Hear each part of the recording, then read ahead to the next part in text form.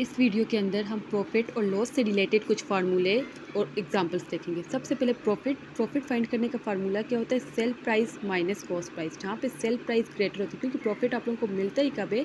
जब आप लोगों के पास सेल प्राइस ज़्यादा होगी कॉस्ट प्राइस से, यानी जिस कीमत पर आप लोगों ने चीज़ खरीदी होगी उससे जिस कीमत पे आप लोगों ने बेची होगी वो ज़्यादा होगी, तो आपको क्या होगा? प्रॉफिट।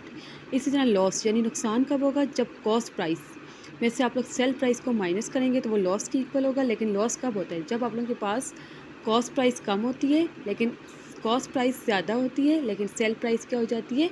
कम हो जाती है, तो आप लोगों को क्या होता है? लॉस्ट होता है। इसी तरह प्रॉफिट परसेंट फाइंड करना हो तो कैसे फाइंड करेंगे?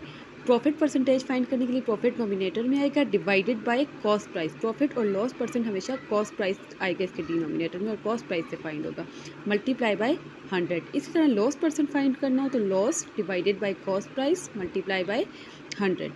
डिस्काउंट फाइंड करना हो तो डिस्काउंट आप लोग किसके ऊपर मिलता है? मार्क प्राइस में से सेल प्राइस। मार्क प्राइस मतलब जो आप लोगों के पास डिस्काउंट अगर आप लोगों को शॉपकीपर दे रहे हैं किसी चीज़ पे, उस चीज़ के ऊपर जो प्राइस लिखी होती है उसे हम लोग मार्क प्राइस कहते हैं, और जो कीमत पे वो आपको बेचता है उसे सेल प्राइस बोलते हैं। तो डिस्काउंट क्या होता है? मार्क प्राइस में से माइनस करते हैं सेल प्राइस को।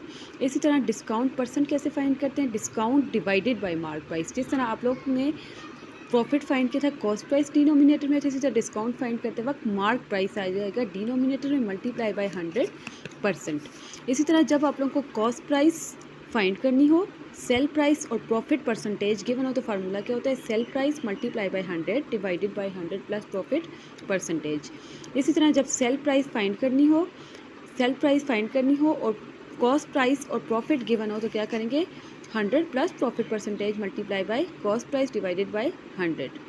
सिमिलरली जब लॉस परसेंटेज फाइंड करना हो तो डिनोमिनेटर में 100 प्लस प्रॉफिट परसेंटेज अच्छा प्रॉफिट के केस में, लेकिन लॉस के केस में आ जाएगा 100 माइनस लॉस परसेंटेज। अब कुछ एग्जांपल्स देख लेते हैं। आप लोगों के पास सवाल है, a shopkeeper bought a book of RS 560 and sold it for 600। Shopkeeper ने एक बुक बाय की, 560 की एक चीज़ खरीदी और उसे बेचा 600 में, तो उसका प्रॉफिट परसेंटेज फाइंड करें। ज़ाहिर उससे प्रॉफिट परसेंट ही होगा क्योंकि उसने 560 की खरीदी और 600 की बेची है। अब प्रॉफिट परसेंटेज फाइंड करने का फार्मूला आप लोगों ने क्या पढ़ा था? प्रॉफिट परसेंटेज इक्वल है profit divided by cost price multiply by 100। अब आप लोगों को कॉस्ट प्राइस तो गिवन है किस में उसने खरीदी थी 560, लेकिन प्रॉफिट नहीं गिवन। तो सबसे पहले आप लोग प्रॉफिट फाइंड करेंगे। प्रॉफिट फाइंड करने का तरीका क्या है? Profit is equal to sale price minus cost price. Sale price थी 600, कॉस्ट प्राइस थी 560, प्रॉफिट को 40। अब फार्मूला के अंदर वैल्यूज पुट की तो आप लोगों के पास आंसर आ गया 7.14%।